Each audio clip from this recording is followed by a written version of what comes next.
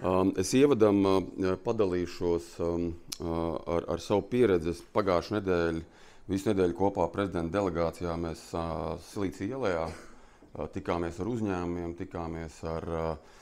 es tikos ar partneriem, klientiem, un viena lieta sit cauri visās tikšanās. Biznesi kļūst ar vien personalizētāki. Visi grib personiskāku attieksmi.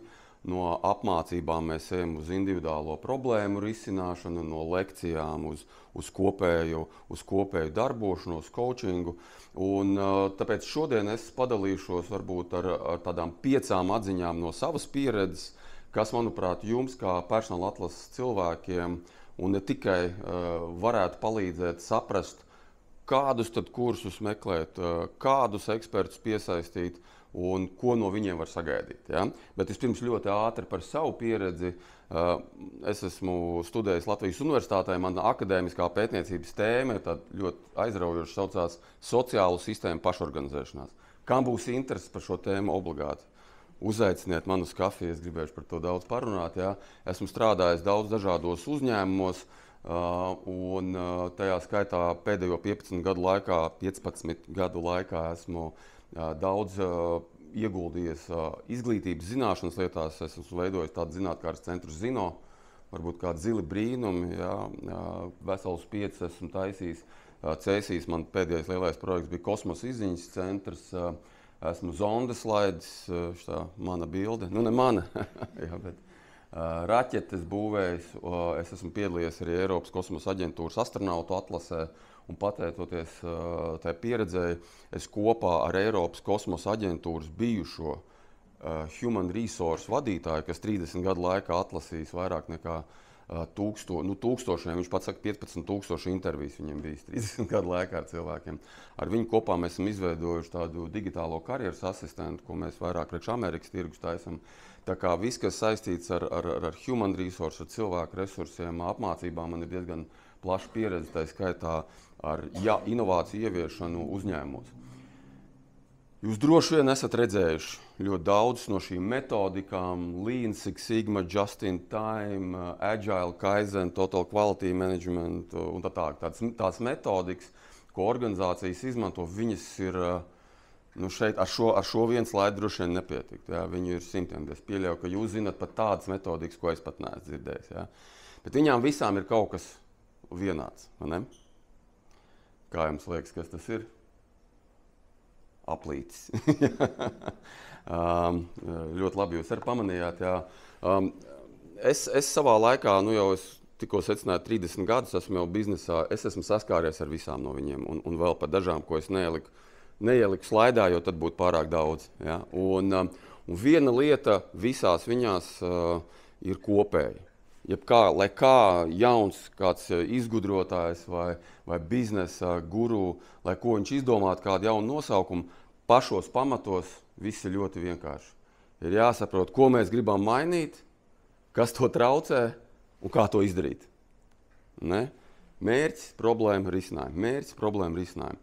Un tā ir mana atziņa, ko es esmu pēdējo 30 gadu laikā esmu sapratis, mēģinot dažādas metodikas, ka no vienas puses viss ir ļoti vienkārši, mērķis, problēma, risinājumi, bet ir vairākas tādas mazas, bet būtiskas nianses, ko es strādājot ar uzņēmumiem, ejot gan apmācību procesā, gan strādājot individuāli, esmu pamanījis, un tas ir tās 5 lietas, es jums mēģināšu ātri padalīties. Ja būs pēc tam jautājumi, es priecāšos, ja nebūs, sapratīšu, ja, piekdiena tomēr. Pirmais ir mērķis. Ja? It kā viss liekas mērķis, mums uzņēmumā jāsaprot, ko tad mēs gribam uzlabot, ko mēs gribam mainīt. Un tas, ka mērķim jābūt smart, tas ir 100 reizes dzirdēts. Mana pieredze strādājot iekšā jau komandās, mēģinot ieviest kādas izmaiņas vai uzlabojumus, šis ir viens no grūtākajiem. Un es ilgi domāju, kāpēc? Taču mums ir kā jābūt skaidrs, mums ir jābūt, ko mēs gribam izdarīt. Bet skatoties no, lielu organizāciju viedokļa, tiklīdz organizācija kļūst sarežģītāka, tā arī mērķi kļūst, sadalītāk un lokālāk. Un visklasiskākais piemērs ir, ja organizācija grib, lai mēs vairāk pelnītu, tad pārdošanas daļai iedod mērķi, jums ir vairāk jāpārdod, ja? Un, teiksim, nosītāji ražošanas, ja pakalpojumu daļu, jūs mēģināt pēc iespējas efektīvāk, ātrāk to visu izdarīt. Un tie jau ir divi savstarpēji konfliktējoši mērķi. Nevienmēr tas, ko viegli pārdot, ir viegli piegādāt. Ne? Un tad veidojās iekšējās konflikta situācijas, un jūs jau zināt tālāk visu. Ja? Tā kā tas, kā nodefinēt, ko organizācija, ko tad mums tiešām vajag un kāpēc to vajag, tā ir pietiekami sarežģīta lieta un īstenībā prasa daudz laika. Ja mēs, teiksim, organizācijā mēs dienu strādājam pie kaut kādas konkrētas problēmas, uz to, lai saprastu, ko tad mēs gribam sasniegt, aiziet vismaz 3/3 daļa laika. Un tur aiziet tādi skandāli un kašķi, ka man, protams, prieks skatīties, ja? Bet caur tādām asām diskusijām tikai var nonākt un saprast, kas tad ir tas, ko mums tiešām vajag. Ja? Tā kā es piedāvāju un es iesaku arī jums, kad jūs domājat par dažādiem kursiem, apmācībām, ko tad mums kā organizācijai vajag, kas mums organizācijai šī brīdī ir vajadzīgs. Un ļoti bieži tas būs viens no tiem pēdējiem punktiem, bet es viņam pieskāršos. Mums ir jāmāk skatīties uz organizāciju kā vienotu organismu, kā vienotu veselumu. Cilvēkam arī ir dažādi orgāni, katrs it kā dara savu funkciju, bet beigās tomēr viss organisms grib būt laimīgs, veselīgs un tā tālāk. Ja? Tāpēc saprast un mēģināt atrast tās kopējās, jo būs, protams, lietas, kur mēs organizācijā, kur vienmēr būs konflikts, un tā ir arī svarīga lieta saprast, ka, ko es esmu patiesībā, Latvijā varbūt, jāsaka, vairāk saskāries. Organizācijā cilvēki baidās no konfliktiem. Nedod Dievs, mēs tur sakasīsimies vai kaut ko, ja? Bet konflikts īstenībā ir ļoti produktīvs process. Ļoti produktīvs process. Ja neaiziet tur personībās, ja, un tu muļķis, ja? Tas var būt ļoti, ļoti produktīvs process, un to vajag izmantot, tieši to konfliktu, lai saprastu, kas tad ir tās kopējās lietas. Tā kā par mērķi es jums iesaku ļoti padomāt, vēl jau vairāk, ja tas ir jautājums, pieņemsim, apmācīt pārdevējus. Ja, mums vajag, teiksim, ļoti bieži. Mēs gribam apmācīt pārdevējus, lai vairāk pārdot. Kāpēc viņi vairāk nepārdod? Es pats savu karjeru esmu sācis kā pārdevējs, tāpēc man tā ir ļoti mīļa tēma. Kāpēc mēs nevaram pārdot vairāk? Vai tas ir tikai tāpēc, ka mēs pietiekami maz klientus uzrunājam, vai tāpēc, ka varbūt mūsu produktā, pakalpojumā pietrūkst kaut kādas īpašības, kas viņu produktu padara konkurētspējīgāk? Ja? Un atkal, tas nav tikai pārdošanas, tas ir visas ķēdes. Varbūt mūsu pārdošanas vai produktu piegādes process ir pārāk sarežģīts. Ja? Tā kā atkal mēģināt uz to skatīties kā vienādu veselumu. Okay. Ja ar mērķi, vēl, teiksim, tā tehniski var tikt galā, tad, kad sāk runāt par problēmām, tad parādās viena super interesanta tāda psiholoģiska parādība. Un es jums padalīšos ar vienu tādu pētījumu. Pirms vairākiem gadiem es viņu lasīju un tā kā naglēju pa galvu. Anglijā jūs esat dzirdējuši, pētnieki taisa tur visādas crazy pētījumus. Ja? Un viens no pētījumiem viņiem bija, ka viņi gāja pie cilvēkiem uz ielas un prasīja, kas jums traucē dzīvē justies labāk? Ja? Ko jūs atbildētu? Kas jums traucē dzīvē justies labāk? Tūlīt eksperiments, mums gribat eksperimentu, ja? Aiziet. Kas jums traucē justies labāk? Paceliet roku, pasakiet. Aiziet. Laika apstākļi, superi, vēl. Wow, dziļi, super, labi, jā. Tādas atbildes nenāca no angļiem, bet jā. Vēl. Laika trūkums, vēl. Slinkums, vēl.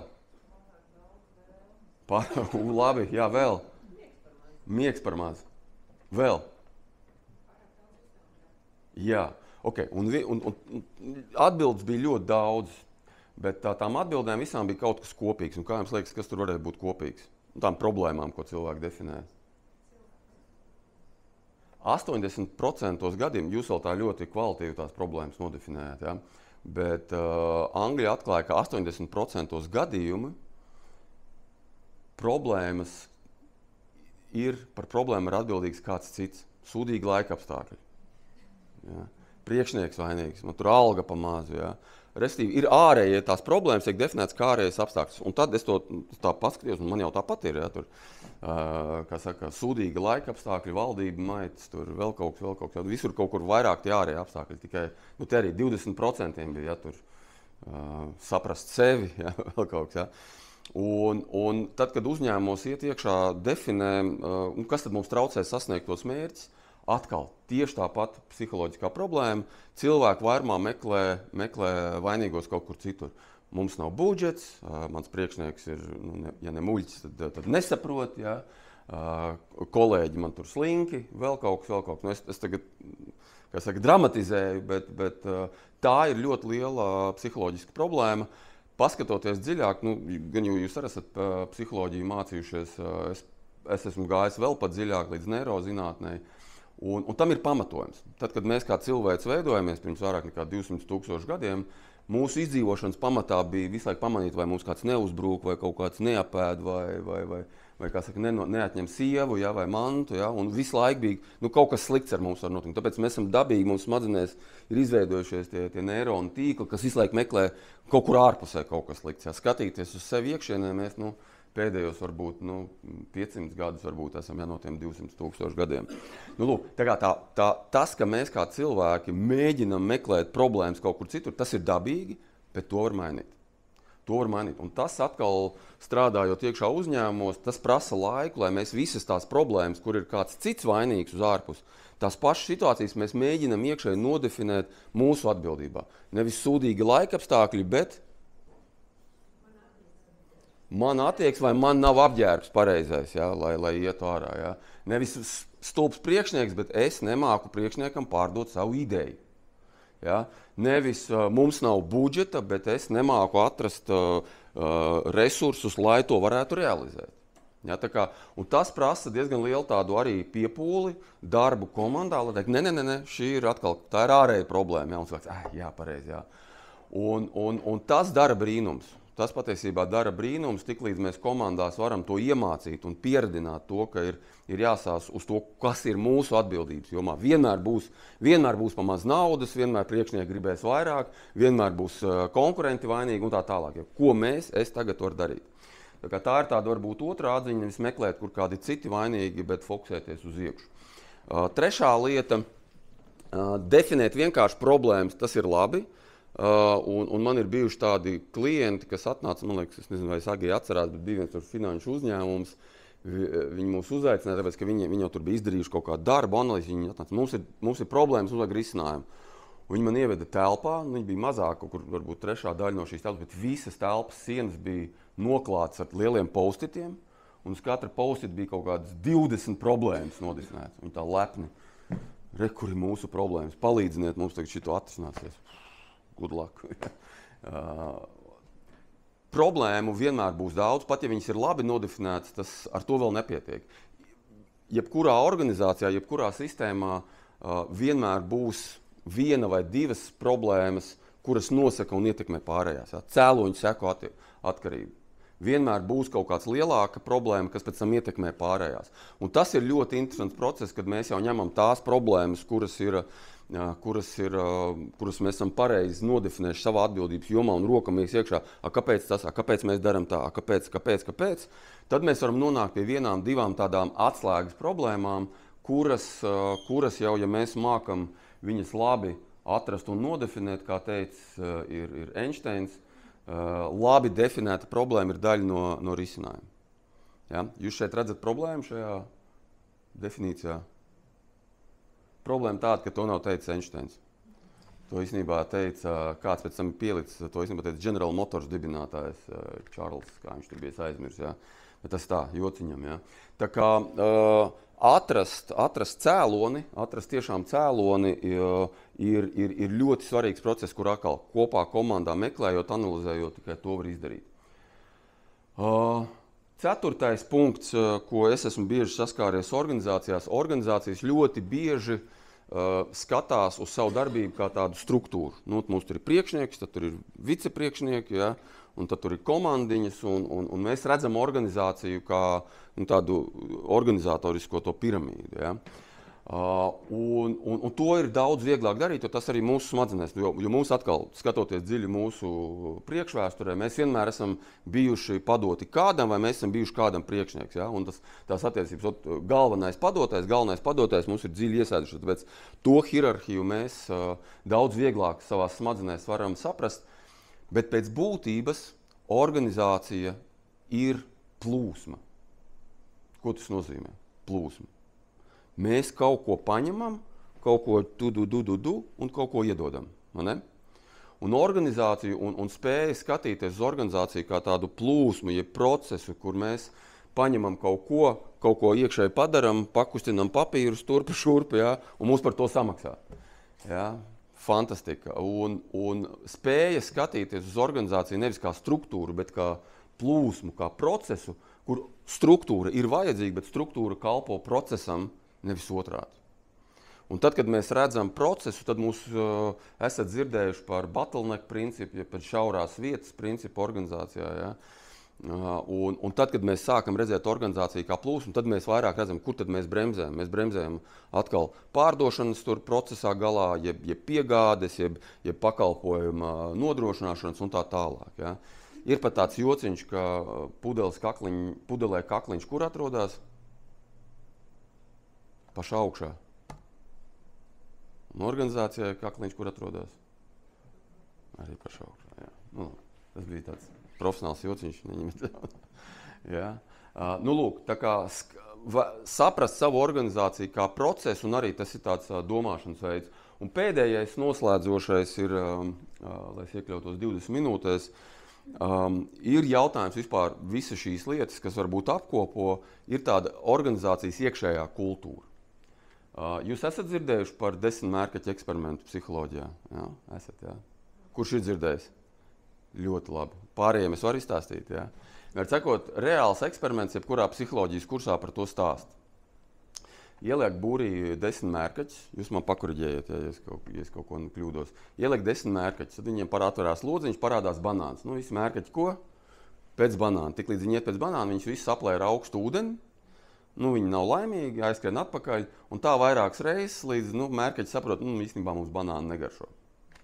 Loģiski, ja? Un tad sākās interesantākais. Viņi izņem vienu mērkaķi ārā, ieliek iekšā vienu jauno. Atkal atverās lodziņš, parādās banāns, jaunais iet pēc banāna, un vecie ko? Vecie aiziet jaunam iedot, kā saka, pa pasti, ja? Un jaunais bēdīgs, bet neko, ja? Atkal vairākas reizes šitā te, līdz jaunais arī saprot, ka nē. Banāns negaršo. Ja? Un tā viņi pa vienam ņem ārā vecos mērkaķus un liek jaunos, un process atkārtojas.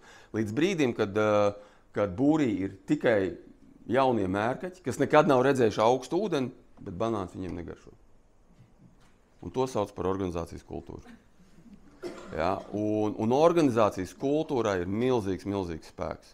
Kādā veidā mēs to kultūru iekšējo veidojam, jo viņi nododās no paaudzes, pat tāds neredzamā līme, kas visu organizāciju veido kopā. Un skaidrs, ka ir ļoti labas lietas organizācijas kultūrās, bet arī ir lietas, kas var traucēt.